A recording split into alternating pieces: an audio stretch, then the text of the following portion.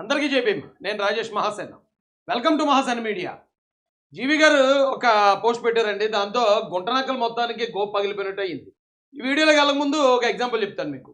మనం రోడ్డు మీద బండి వేసుకుని వెళ్తున్నాం. ఎవరో ఎదుటి నుంచి వచ్చి ఆ కారుతో మన బండిని గుద్దారు. గుద్దితే ఆ పక్కన కూర్చున్న 10 మంది పరిగెట్టుకుని వెళ్ళి ఆ కారులో ఉన్న ఆయన పట్టుకుని కొట్టి చంపేశారు అనుకోండి. ఎవరిని వేస్తారు లోపల? ఫస్ట్ మనల్ని వేస్తారు. ఎందుకంటే నీ బండికి ఇలా జరిగింది కాబట్టి వాళ్ళు వెళ్ళి కొట్టి చంపారు కాబట్టి వాళ్ళు నీ మనుషులు అయి ఉంటారు. నువ్వే అతన్ని కొట్టి చంపించి ఉంటామని మనం ఏ తప్పు చేయకపోయినా మనం లోపల దొబ్బుతారు. ఇది చిన్న లాజిక్. ఇదే లాజిక్ జీవీ రెడ్డి గారి మీద కూడా ప్రయోగించారు. ఆ జీవీ రెడ్డి గారు బండి వేసుకుని వెళ్ళేవాళ్ళలాగా అవతల నుంచి వచ్చే కారు ఒకవేళ తెలుగుదేశం పార్టీ అనుకుందాం, నిజంగా యాక్సిడెంట్ జరిగిందా లేదా తర్వాత కూడా జీవీ రెడ్డి గారికి సపోర్ట్ ఇస్తున్న ముసుగులో చంద్రబాబు నాయుడు గారిని బదనాం చేసేసారు. చంద్రబాబు నాయుడు గారిని కార్యకర్తలకు దూరం చేసే ప్రయత్నం చేశారు. చంద్రబాబు నాయుడు గారి మీద ఐఏఎస్ఎల్కి ఐపీఎస్ఎల్కి కొమ్ము కాస్తారు, వాళ్ళ మీదే ఆధారపడతారు తప్ప క్యాడర్ను పట్టించుకోవడానే ఒక బలమైన బురద చల్లడానికి చాలా గట్టి ప్రయత్నాలు చేశారండి. ఆ విషయం తెలివైనోడు జీవీ రెడ్డి గారికి తెలీదా? వెంటనే ఆయనకి అర్థమైపోయింది, ఒరే వీళ్ళు నన్ను బలిపోషు చేసేస్తున్నారు, వీళ్ళు బాగానే ఉంటారు, నన్ను వంక పెట్టుకుని చంద్రబాబు నాయుడు గారిని తిట్టేసి దీని అంతటికీ కారణం నేనే అనేది క్రియేట్ చేసేలా ఉన్నారా బాబు అని ఆయన పోస్ట్ పెట్టేశాడు. ఆ మాత్రం తెలివితేటలు ఉండవండి అయ్యే. ఏడు మనకేనా తెలివితేటలు జీవీ రెడ్డి గారికి ఉండవా? ఇమీడియట్గా పోస్ట్ పెట్టడంతో అందరికీ సమాధానం చెప్పాడు ఆయన. ఆయన పెట్టిన పోస్ట్ ఏంటో ఒకసారి చూద్దాం. నేను ఆల్రెడీ చెప్పుకుంటూనే వస్తున్నాను, రే బాబు కంగారు పడకండిరా, చంద్రబాబు నాయుడు గారిని విమర్శించకండిరా బాబు, రే మీకే చెప్తున్నాను, ఎదుటి పార్టీకి వైసీపీకి అలుసు ఇవ్వకండిరా, నాయకుడిని టార్గెట్ చేసుకోవటం పార్టీకి మంచిది కాదు. చంద్రబాబు నాయుడు గారి గొప్ప వ్యక్తిత్వం అలాంటి యంగ్స్టర్స్ పార్టీలో కొత్తగా వచ్చిన వాళ్ళు అందరికీ తెలుసు. ఆయన ఎవరిని మోసం చేద్దామనో ఎవరిని నాశనం చేద్దామని అనుకోడు, ఉన్నంతవరకు అవకాశం ఉన్నాకే ప్రయత్నిస్తాడు, పరిస్థితులు కుదరపోతే తప్ప. అలాగే జీవీ రెడ్డి గారు కూడా ఆయన చాలా ఇంపార్టెన్స్ వస్తాడని నేను మొత్తుకున్నాను.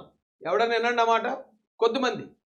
అబ్బాయి కాదు, నువ్వు జీవీ రెడ్డి గారికి సపోర్ట్ చేయకుండా నువ్వు చంద్రబాబు నాయుడు గారికి సపోర్ట్ చేస్తావేంటని నన్ను కూడా తిట్టారు కొంతమంది.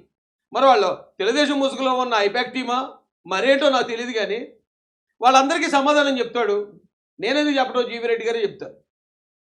నిన్న ప్రవేశపెట్టిన ఆంధ్రప్రదేశ్ రాష్ట్ర బడ్జెట్ కేవలం 33,000 కోట్ల అతి తక్కువ రెవెన్యూ లోటుతోనే 3,22,000 కోట్ల భారీ బడ్జెట్ని ప్రణాళికాబద్ధంగా రూపొందించారు. నేను నా వృత్తిని కొనసాగిస్తూ రాజకీయాలకు దూరంగా ఉన్నప్పటికీ శ్రీ నారా చంద్రబాబు నాయుడు గారి నాయకత్వం పట్ల, ఎవరి పట్ల అండి? శ్రీ నారా చంద్రబాబు నాయుడు గారి నాయకత్వం పట్ల నాకు ఎప్పటికీ గౌరవం అభిమానం ఉంటుంది. కొంతమంది పకోడీగాళ్ళు అయితే ఒక అడుగు ముందుకేసి చంద్రబాబు నాయుడు గారు ఆయన్ని పిలిపించి తెగ తిట్టేశారట, బండ బూతులు తిట్టేశారట. తిట్టేసి నువ్వు రాజీనామా చేస్తావా లేదా జీవీ రెడ్డి అని చెప్పి ఆయన ఒత్తిడి చేసి రాజీనామా చేయించారని కూడా కొంతమంది పనికిమాలిన పకోడీ అందువల్ల అనాలిసిస్ చేశారు. ఒకవేళ నిజంగా అదే జరుగుంటే ఆత్మాభిమానం కలిగిన జీవీ రెడ్డి ఈయన ఈరోజు నా చంద్రబాబు నాయుడు గారికి అనుకూలంగా మాట్లాడతాడా? మాట్లాడకుండా సైలెంట్ అయిపోతాడు. ఎందుకంటే ఆయనకు ఆత్మాభిమానం ఎక్కువే. ఇలా వచ్చి సపోర్ట్ చేయడు కదా. అందుకే కంగారు పడకండి రా బాబు అని చెప్తాను నేను.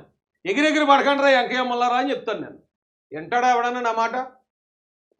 పార్టీని మొత్తం బదనాం చేసి పాడేయడానికి తయారయ్యారు. ఏమంటే తక్కువ కాలంలోనే టీడీపీలోనూ ప్రభుత్వ వ్యవస్థలోనూ నాకు గౌరవప్రదమైన బాధ్యతలు అప్పగించటం నా జీవితంలో ఎప్పటికీ మర్చిపోలేను. ఏం చెప్పండి ఆయన చంద్రబాబు నాయుడు గారి కోసం? తక్కువ కాలంలోనే పార్టీ పదవులు, ప్రభుత్వంలో పదవులు కూడా ఇచ్చిన నారా చంద్రబాబు నాయుడు గారిని నేను ఎప్పటికీ మర్చిపోలేను. అంత విశ్వాసం ఉన్నాడు ఆయన. దాన్ని చంద్రబాబు నాయుడు గారి మీద అంత విశ్వాసం చూపిస్తున్నాడు ఆయన. ఆయన అడ్డుపెట్టి ఆయన బాగానే ఉన్నాడు కదా, ఆయన వెనకేసుకొస్తూ చంద్రబాబు నాయుడు గారిని అటాక్ చేయటం. ఈ అవకాశానికి నేను ఎప్పటికీ మా సార్ శ్రీ నారా చంద్రబాబు నాయుడు గారికి రుణపడి ఉంటాను. ఎవరికటండి? మా సార్, మా ఎక్స్ సార్ కాదు, మా ఎక్స్ బాస్ కాదు, మా సార్ అంటే ఎప్పటికీ కూడా ఆయనే మా నాయకుడు అని ఇండైరెక్ట్గా చెప్పకనే చెప్తున్నాడు కదా ఆయన. ఇప్పటికీ కూడా చంద్రబాబు నాయుడు గారు మా సార్ అంటున్నప్పుడు ఆయన అడ్డు పెట్టుకుని నారా చంద్రబాబు నాయుడు గారిని బదనాం చేద్దామని ప్రయత్నించిన వాళ్ళు కనీసం ఇప్పటికన్నా కాస్త సిగ్గు తెచ్చుకోండి. కంగారు పడకండి. మనకి మనసులో కొన్ని ఉంటాయి. ఓకే, గవర్నమెంట్ మంది వచ్చినప్పుడు నేను గతంలో పనిచేశాం కాబట్టి మాకు అది జరగలేదని ఆ చిన్నవి ఉంటాయి, కాదంటలేదు. కానీ వాటిని ఇలా వేరే సందర్భాన్ని ఉపయోగించుకుని మొత్తం పార్టీని బదనాం చేద్దాం, నాయకుడిని బదనాం చేద్దామని ప్రయత్నించకూడదు. అది ద్రోహం అవుతుంది పార్టీకి. నీకు నిజంగా ఏదైనా సమస్య ఉంది కదా, నేను పార్టీలో నీకు పలానా గుర్తింపు దక్కలేదు, లేదా పార్టీలో నీకు ఇంకోటి ఏదో కావాలనుకున్నావు, అది జరగలేదు. జరగనప్పుడు నువ్వేం చేయాలి? ఏమంటే ఇదిగో నాకు పార్టీలో జరగలేదు, నేను వ్యతిరేకిస్తున్నాను, నాకు అర్జెంటుగా ఇది కావాలి, అడుగు, తప్పలేదు. కానీ ఇలాంటి డొంకట్టుకుని లాగుదాం, ఎక్కడ ఏది దొరుకుతుందో దాన్ని పట్టుకుని మన అక్క సంతో తీర్చేసుకుందాం, ఏం పద్ధతి అండి ఇది? ఏం పద్ధతి ఇది? ఆంధ్రప్రదేశ్ అభివృద్ధి ప్రజా సంక్షేమం కోసం 2029లో కూడా మా సార్ ముఖ్యమంత్రి అవ్వాలి. రాష్ట్ర పురోగతికి ఆయనకు మద్దతుగా నిలవటం ప్రతి అభివృద్ధి కోరుకునే తెలుగు వ్యక్తి బాధ్యత. 29లో కూడా నారా చంద్రబాబు నాయుడు గారే మా సార్ అని చెప్తున్నాడు ఆయన. అలాంటి వ్యక్తిని పట్టుకుని నాకు ఒక పరిస్థితుల్లో నాకు డౌట్ వచ్చిందండి. ఏంటంటే జీవి రెడ్డి గారు రాజీనామా చేసినట్టు చేసి ఏంటి వీళ్ళందరికీ కానీ పర్సనల్గా టచ్లోకి వెళ్ళి నన్ను నిజంగానే చంద్రబాబు నాయుడు గారు తిట్టారండి, లేకపోతే నాకు ఇలాగ అన్యాయం జరిగిందండి, మీరు అందరూ నాకు సపోర్ట్ ఎందుకు చేయరండి అని ఇంటర్నల్గా కానీ వీళ్ళందరినీ రెచ్చగొట్టాడా అని నాకు ఒక అనుమానం వచ్చిందండి. వీళ్ళందరికీ ఎందుకంటే ఎంతమంది జీవి రెడ్డి గారికి అనుకూలంగా చంద్రబాబు నాయుడు గారిని తిట్టటువంటి, అది టీడీపీ అనుకూలమైన వ్యక్తుల్లాగా ముసుగేసుకుని జీవి రెడ్డి గారు కానీ ఇదంతా నడిపిస్తున్నారా అని అనుమానం వచ్చింది. అందుకే నేను ఇప్పుడు వచ్చి ఆయన గురించి తప్పుగా మాట్లాడలేదు. కానీ అనుమానం వచ్చినా అబ్బే ఆయన అలాంటి వాడు కాదు, నేను మాట్లాడాను కదా, అంత కన్నింగ్ వ్యక్తి అయితే కాదు అనుకున్నాను.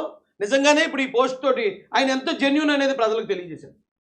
ఇప్పుడు దాకా మేము ఆయన గురించి అంత గౌరవంగా మాట్లాడడం కరెక్టే అనేది నిజంగా మా ఆంధ్రకు కూడా ఒక సాటిస్ఫాక్షన్ ఉందండి. లేకపోతే అప్పటి వరకు ఎవడెవడో వచ్చేస్తాడు, జీవి రెడ్డి గారు లోపల మీద తినేశారంటే అంటాడు ఒకడు, లేదు లోపల కూర్చోబెట్టి రాజీనామా లేక రాయించేశాడు అంటాడు ఇంకొకడు.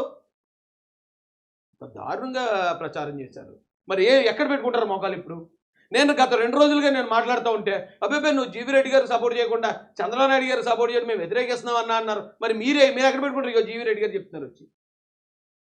అయితే కొంతమంది నాతో మాట్లాడారండి, కొంతమంది ఎన్ఆర్ఐ టీడీపీ వాళ్ళలో ఓ చిన్న సంతృప్తి ఉంది. ఏంటి అంటే పార్టీ గెలిచిన తర్వాత మమ్మల్ని మాకు సరైన ప్రాధాన్యం ఇవ్వట్లేదు, లేదా మాకు కనీసం ఒక టీటీడీ దర్శనం కూడా దొరకట్లేదు, మమ్మల్ని సరిగ్గా గుర్తించట్లేదు అన్నారు. ఓకే, అలాంటివి ఏమైనా ఉంటే కమ్యూనికేట్ చేయండి, అది ఏ పార్టీలోనే జరిగేది. పైగా ఇప్పుడు ఏంటంటే ఈ 3 పార్టీలు కూటమి, మన పార్టీ ఓన్లీ మన పార్టీ ఒకటి అధికారంలో ఉంటే మనకు దక్కిన ఏవైతే ఉన్నాయో అవి ఇప్పుడు దక్కాలంటే కష్టమే.